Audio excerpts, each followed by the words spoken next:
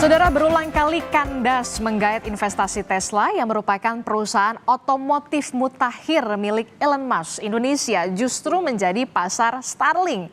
Ya, ini adalah penyedia layanan internet berbasis satelit orbit rendah alias LEO atau Low Earth Orbit.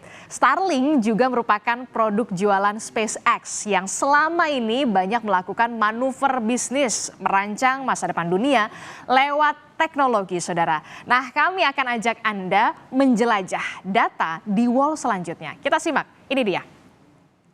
Starlink, saudara, sebenarnya sudah masuk ke Indonesia ini sejak 2022 yang lalu. Ia bekerja sama dengan Telkom Satelit Indonesia alias Telkomsat, anak perusahaan Telkom Indonesia. Izin masuk Starlink ke Indonesia saat itu nggak menyasar ke konsumen retail loh. Nggak kayak kita masyarakat luas yang pakai internetnya itu Telkom, XL, atau Indosat. Nggak begitu.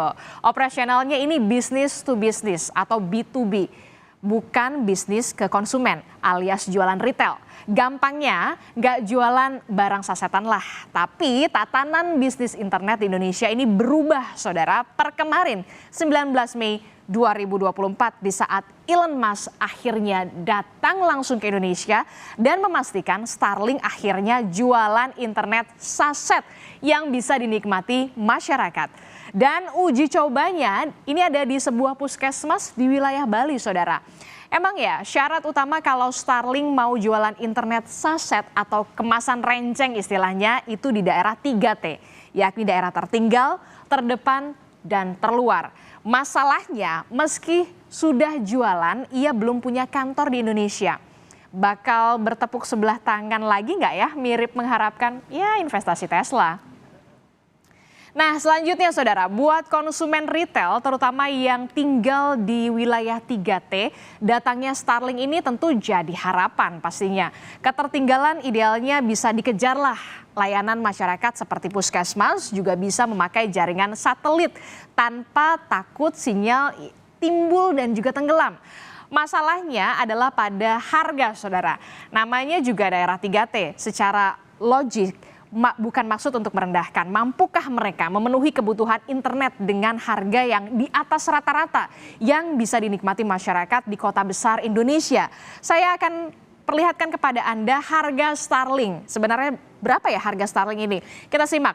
Perangkatnya saja, saudara, perangkatnya ini 7,8 juta rupiah dan biaya bulanan sampai dengan 750.000 rupiah. Kompas TV ini memakai risetnya Trimegah Sekuritas. Kalau acuannya adalah PDB per kapita per bulan Indonesia di 2023 sebesar 6,25 juta rupiah, ya setidaknya untuk langganan Starlink masyarakat ini memakai 12% pengeluaran bulanan mereka. Balik lagi nih ke 3T, saudara. UMR daerah berapa sebenarnya? Apakah urusan internet ini lebih utama ketimbang urusan perut? Kita akan ajak Anda ke data selanjutnya. Ini dia, saudara, selanjutnya. Apakah kemudian Starlink ini mengancam perusahaan lokal yang sudah ada? Kita pahami dulu karakter bisnisnya. Jaringan internet Starlink berbasis satelit padat modal alias biaya investasinya pastinya besar. Ya iya dong, satelit butuh skill pemeliharaan yang rumit karena letaknya di atas angkasa. Bagaimana kemudian dengan pesaingnya? Sebut saja ada Telkom, Indosat, XL. Mereka ini basis internetnya memakai menara dan fiber optik dengan modal yang kalau di atas kertas memang ya lebih efisien pastinya ya. Oleh sebab itu harga langganan internet jenis ini cenderung lebih rendah, sekitar Rp300.000 per bulannya sudah bisa kita semua menikmati internet. Karena tower dan fiber optik masih di bumi terjangkau oleh banyak manusia.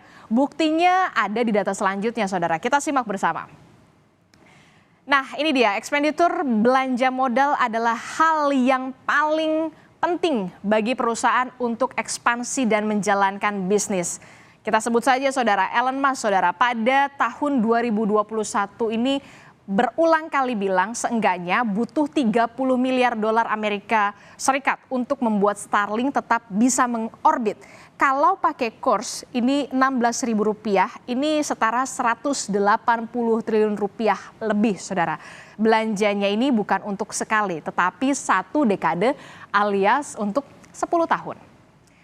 Kalau kita bandingkan dengan kompetitornya, ini dia yang berbasis tower dan juga fiber optik. Kita simak, ada Telkom.